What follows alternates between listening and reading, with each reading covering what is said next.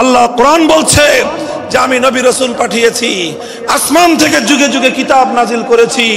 এই সব কিছুর অন্যতম একটা উদ্দেশ্য হলো লিয়াকুমান নাসু বিল কিসতি।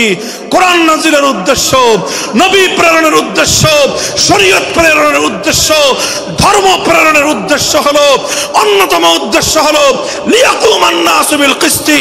মানব সমাজ থেকে অন্যায়, অবিচার, জুলুম, শোষণ দূরীভূত করে ন্যায় এবং ইনসাফ কায়েম করা, এটাই হলো ইসলামের অন্যতম মৌলিক লক্ষ্য। যদি ইনসাফ কায়েম না করা যায়, ইসলাম অনুসরণ করা যায় না। যদি বেইনসাফের বিরুদ্ধে লড়াই না করতে পারো, মিথ্যে মুসলমানিত্বের দাবি ত্যাগ করো।